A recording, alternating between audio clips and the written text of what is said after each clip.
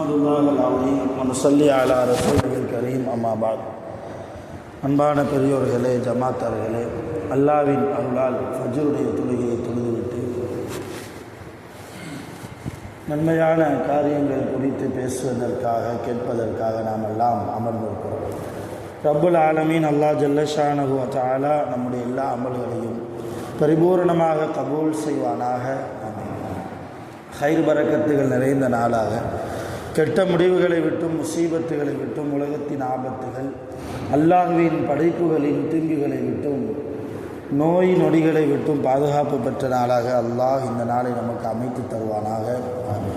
சங்கையான பெருமக்களே, அல்லாஹ் குர்ஆனிலே இன்ன அக்ரமக்கும் இந்தல்லாஹி, அல்லாஹ்விடத்தில் உங்களில் அதிகமாக கண்ணியத்திற்குரியவர், அல்லாஹ்விடத்தில் அதிகமாக கண்ணியத்திற்குரியவர் யார் என்றால் அத்துகாக்கும், உங்களில் யார் அல்லாஹ்வை அதிகமாக தக்வா செய்கிறாரோ, இறை அச்சத்தோடு இறை பயத்தோடு உங்களில் யார் வாழ்வாரோ அவர்தான் அல்லாஹ்விடத்தில் அதிகமான சங்கைக்குரியவர் என்று அல்லாஹ் குர்ஆனிலே சொல்கிறார்.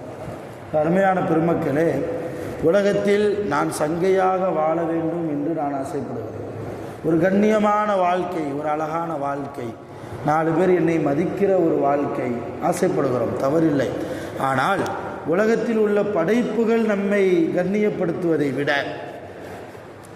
இது நரம்பில்லாத நாவு, இன்னைக்கு புகழும் நாளைக்கு இகழும், இன்னைக்கு புகழும் நாளைக்கு நம்மை குறித்து புகழ்ந்த நாவே இகழ்ந்து பேசும். ஆக படைப்புகளுக்கு மத்தியில் கண்ணியத்தை நாம் எதிர்பார்க்கிறோம்.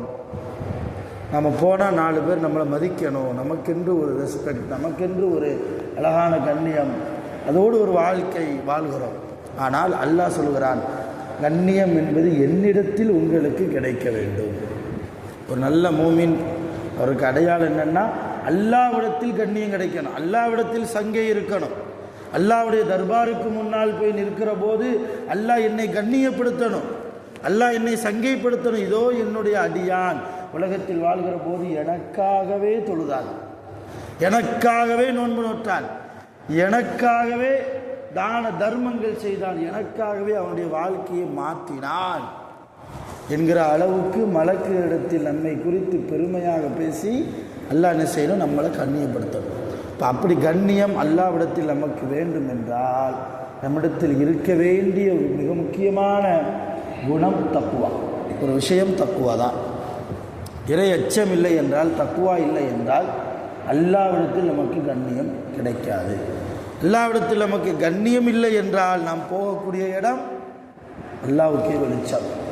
ஆக கூடுமான அளவுக்கு நாம் என்ன செய்யணும், நமக்குள்ளே தக்குவா உண்டாக்கி கொள்வதற்கு.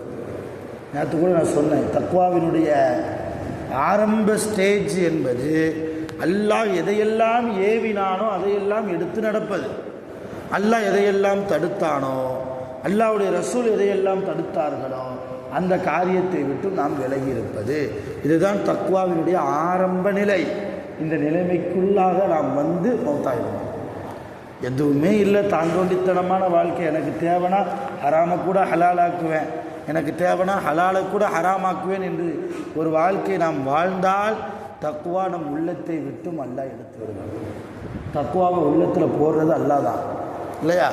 ரசூலுல்லாஹ் சொல்கிறாங்க, அன அத்துகாக்கும் லில்லா, அன அத்துகாக்கும் லில்லா, உங்களை விட அதிகமாக அல்லாஹ்வை பயப்படக்கூடியவர் நான் தான்.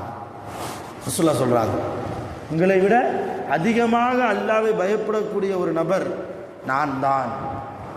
அப்படிப்பட்ட ரசூலுல்லாஹ் அல்லாஹ்ட்ட என்ன துவா கேட்டாங்க தெரியுமா? உலகத்திலேயே ரசூலுல்லாவை விட தக்குவா எனக்கு இருக்குது யாராவது சொல்ல முடியுமா?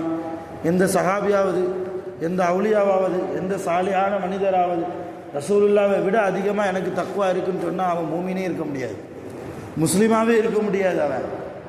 அப்படிப்பட்ட ரசூலுல்லாஹ் அல்லாஹ்விடத்தில் கேட்ட துவா, அல்லாஹும்ம இன்னி அஸ்அலுக துகா, யா அல்லாஹ் உன்னிடத்தில் நான் தக்குவாவை கேட்கிறேன். தக்குவா நிரம்ப இருக்குது ரசூலுல்லாஹ்ட்ட, ரசூலுல்லாஹ்ட்ட இல்லாத தக்குவாவே இல்லை. எல்லா தக்குவாவும் ரசூலுல்லாஹ்ட்ட இருக்குது. ரசூலுல்லாஹ் அல்லாஹ்வை பயப்படலைன்னா வேறு யார் தான் பயப்படுவா? அல்லாஹ்வை இல்லையா? ரசூலுல்லாஹ் பயந்த மாதிரி உலகத்தில் யாராவது அல்லாஹ்வை பயப்பட முடியுமா? அப்படிப்பட்ட ரசூலுல்லாஹ் அவங்க கேட்குற துவா, அல்லாஹும்ம இன்னி அஸ்அலுக துகா, ரப்பே உன்னிடத்தில் நான் தக்குவா என்கிற உன் பயத்தை கேட்கிறேன். ரசூலுல்லாஹ்வை கேட்டிருக்காங்கன்னா நாமளும் என்ன செய்யணும்? அதிகமாக தக்குவாவை உள்ளத்தில் போடக்கூடியவன் அல்லாஹ். தக்குவா இல்லாமல் போனதால்தான் நிறைய பாவங்கள், நிறைய முசீபத்துகள், நம் குடும்பத்தில் சோதனை. எதனால்? நம்மிடத்தில் தக்குவா இல்லை. தக்குவாவினுடைய இன்னொரு படி என்ன தெரியுமா? தக்குவாவுடைய ஆரம்ப நிலை அல்லாஹ் எதை சொன்னானோ அதை எடுத்து நடப்பது, அவன் தடுத்ததை விட்டு விலகி இருப்பது. இது ஆரம்ப நிலை. தக்குவாதாரிகளுடைய இன்னொரு நிலைமை என்னன்னா, சோதனை வருகிற போதும் அல்லாஹ்வை பொருந்திக்கிடுவாங்க. அல்லாஹ்வை பொருந்திக்கிடுவாங்க. அல்லாஹ் என்னை சோதிப்பது உனக்கு விருப்பமா? உனக்கு விருப்பம் என்றால் என்னை நீ சோதிப்பது அது எனக்கும் பொருத்தம் என்று பொருந்திக்கிடுவாங்க. இன்னும் சொல்லப்போனால், நான் நரகம் போவது தான் உனக்கு விருப்பமானால் நரகமே எனக்கு மேலானது என்கிற முடிவுக்கு வருபவர் தக்வாவினுடைய இன்னொரு நிலைமையில் உள்ளவர். சொர்க்கமே வேண்டாம் யா அல்லாஹ் நீயே போதும் என்று இருப்பவர் தக்வாவினுடைய இன்னொரு நிலைமையில் இருப்பவர். அல்லாஹ் குர்ஆன்ல ஒரு 2 சாராரை பற்றி சொல்கிறான். சீகல்லதீன கஃபரு இலா ஜஹன்னம ஸுமரா. நாளை கியாமத்தில் காஃபிர்களை, அல்லாஹ்வை வணங்காதவர்களை நரகத்தின் பக்கம் இழுத்து கொண்டு வரப்படும். நரகத்துக்கு போங்களேன்னு சொன்னால் யாராவது போய் நேராக போய் டைவடிச்சு விடுவானா? நரகம் இல்லையா, கொடுமையான ஒரு படுகொலி இல்லையா, அவங்க போக மாட்டாங்கம்பாங்க. ஏன்னா இறை மறுப்பாளர்களுக்கு நாளைக்கு எந்த கேள்வி கிடையாது. ஏன் என்ன வணங்கலை, ஏன் எனக்கு என்ன வச்ச, எதுவுமே அல்லாஹ் கேட்க மாட்டான். ஒரே ஜட்ஜ்மெண்ட் தான், போ நரகத்துக்கு, அவ்வளோதான். எந்த கேள்வி விசாரணையும் கிடையாது இறை மறுப்பாளர்களுக்கு, காஃபிர்களுக்கு. டைரெக்டாக ஒரே முடிவு தான். அப்படி அல்லாஹ் நரகத்துக்கு போன சொன்னதுக்கப்புறம் யாராவது போவாங்களா? அல்லாஹ் என்னை மன்னிச்சிரு, இன்னொரு வாய்ப்பு கொடு, உலகத்தில் பொண்ணையே வணங்குறோம் அப்படிலாம் கேட்டுக்கிட்டு இருக்கும்போது அல்லாஹ் சொல்லுவான், மலக்குகளிடத்தில் உங்களை இழுத்து கொண்டு போய் நரகத்தில் போடுங்கம்மா. நியாயம் தானே? நியாயம்தான். அடுத்து அல்லாஹ் சொல்கிறான், அடுத்த ஆயத்தில் சீகல்லதீன அப்படின்னு சொல்கிறான்.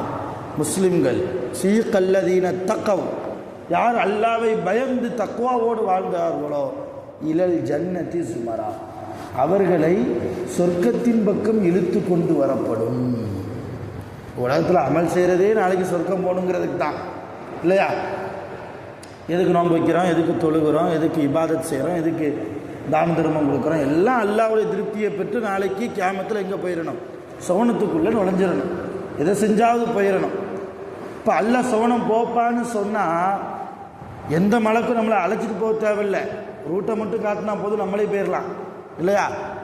அப்போ எதுக்கு அல்லாஹ் முத்தகீன்களை குறித்து பேசுகிற போது அவங்களை இழுத்து கொண்டு வரப்படும்?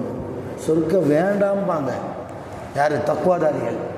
தக்வாவோடு வாழ்ந்தவங்க யாரெல்லாம் சொர்க்கம் எங்களுக்கு வேண்டாம், உன்னை பார்த்து கொண்டே நாங்கள் இருக்கிறோம், நீயே எங்களுக்கு போதும், உன்னை விட என்ன உன் படைப்பு சொர்க்கம், அந்த சுவனம் எங்களுக்கு வேண்டாம் என்று அடம் பிடிச்சி நிற்பாங்களாம்.